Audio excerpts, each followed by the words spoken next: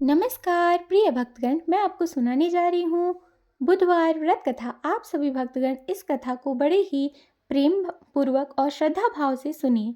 श्री गणेशाय नमः। इस दिन व्रत रखने से कार्य में, व्यापार में तरक्की मिलती है और सारे विघ्न दूर हो जाते हैं। श्री गणेशाय नमः। बुधवार व्रत कथा। एक बुढ़िया थी, वह बहुत ही गरीब और दृष्टिहीन थी। उसके एक बेटा और एक बहू थी। वह बुढ़िया सदैव गणेश जी की पूजा किया करती थी। एक दिन गणेश जी प्रकट होकर उस बुढ़िया से बोले, बुढ़िया माँ, तू जो चाहे वो मांग ले। बुढ़िया बोली, मुझे मांगना नहीं आता, कैसे और क्या मांगूं? तब गणेश जी ने कहा, अपने बहू बेटे से पूछ कर मांग ले। तब बुढ़िया ने अपने बेटे को कहा, गणेश जी कहते हैं तू कुछ मांग ले, बता मैं क्या मांगू? पुत्र ने कहा, माँ तू धन मांग ले। बहू से पूछा तो बहू ने कहा, नाती मांग ले। तब बुढ़िया ने सोचा, ये तो अपने अपने मतलब की बात कह रहे हैं। अतः उस बुढ़िया ने पड़ोसिनों से पूछा तो उन्होंने कहा, बुढ़िया तू तो थोड़े दिन में मर जाएगी, क्यों तू धन मांगे, क्यों तू नाती मांगे? तू तो अपनी आंखों की रोशनी मांग ले, जिससे तेरी जिंदगी आराम से कट जाए। इस पर बुढ़िया बोली, यदि आप प्रसन्न हैं तो मुझे 9 करोड़ की माया दे, निरोगी काया दे, अमर सुहाग दे, आंखों की रोशनी दे, नाती दे, पोता दे और सब परिवार को सुख दे और अंत में मोक्ष दे। यह सुनकर गणेश जी बोले, बुढ़िया माँ, तुमने तो हमें ठग लिया। फिर भी जो तूने मांगा है वचन के अनुसार तुझे सब मिलेगा। और यह कहकर गणेश जी अंतर्ध्यान हो गए। उधर बुढ़िया माँ ने जो कुछ मांगा वह उसे सब कुछ मिल गया। हे गणेश जी, जैसे आपने उस बुढ़िया को सब कुछ दिया, वैसे ही हम सबकी रक्षा करना, वैसे ही हमारी मनोकामनाएं भी पूर्ण करना। बुधवार के दिन बुध की भी पूजा की जाती है। आइए बुधवार व्रत की एक और पौराणिक कथा जानते हैं। समतापुर नगर में मधुसूदन नाम का एक व्यक्ति रहता था। वह बहुत ही धनवान था।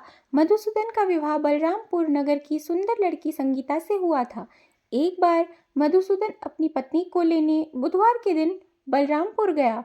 मधुसूदन ने पत्नी के माता पिता से संगीता को विदा कराने के लिए कहा। माता पिता बोले, बेटा आज बुधवार है, बुधवार को किसी भी शुभ कार्य के लिए यात्रा नहीं करते। लेकिन मधुसूदन नहीं माना। उसने ऐसी शुभ अशुभ की बातों को न मानने की बात कही। दोनों ने बैलगाड़ी से यात्रा प्रारंभ की।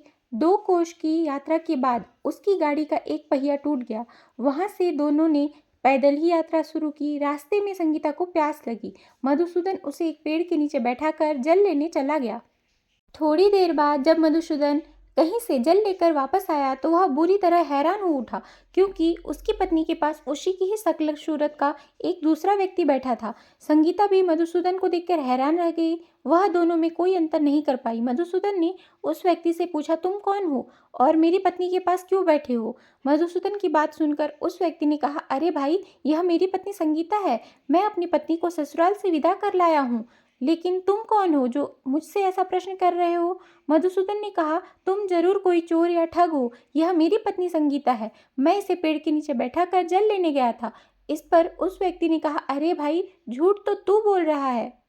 संगीता को प्यास लगने पर जल लेने तो मैं गया था। मैंने तो जल लाकर अपनी पत्नी को पिला भी दिया है।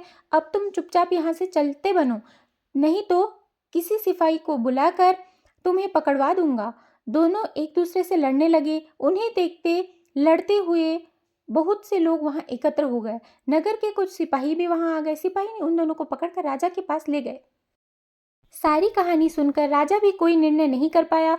संगीता भी उन दोनों में से अपने वास्तविक पति को नहीं पहचान पा रही थी। राजा ने दोनों को कारागार में डालने के लिए कहा। राजा के फैसले पर असली मधुसूदन भयभीत हो उठा। तभी आकाशवाणी हुई, मधुसूदन, तूने संगीता के माता पिता की बात नहीं मानी और बुधवार के दिन अपने ससुराल से प्रस्थान किया। यह सब भगवान बुद्धदेव के प्रकोप से हो रहा है। मधुसूदन ने भगवान बुद्धदेव से प्रार्थना की, हे भगवान बुद्धदेव, मुझे क्षमा कर दीजिए, मुझसे बहुत बड़ी गलती हो गई है। भविष्य में अब कभी बुधवार के दिन यात्रा नहीं करूंगा और सदैव बुधवार को आपका व्रत किया करूंगा। मधुसूदन के प्रार्थना करने से भगवान बुद्धदेव ने उसे क्षमा कर दिया। तभी दूसरा व्यक्ति राजा के सामने से गायब हो गया। राजा और दूसरे लोग इस चमत्कार को देखकर हैरान हो गए। भगवान बुद्धदेव की इस अनुकंपा से राजा ने मधुसूदन और उसकी पत्नी को सम्मानपूर्वक विदा किया। कुछ दूर चलने पर रास्ते में उन्हें बैलगाड़ी मिल गई। बैलगाड़ी का टूटा हुआ पहिया भी वापस जुड़ गया था। दोनों उसमें बैठकर समतापुर की ओर चल दिए। मधुसूदन और उसकी पत्नी संगीता दोनों बुधवार को व्रत करते और आनंद पूर्वक जीवन यापन करने लगी। इस तरह भगवान बुद्ध देव की कृपा से उनके यहाँ खुशियाँ बरसने लगी। इस तरह जो स्त्री पुरुष विधिवत बुधवार का व्रत करके व्रत कथा सुनते हैं, भगवान बुद्ध देव उनके सभी कष्ट दूर करते हैं।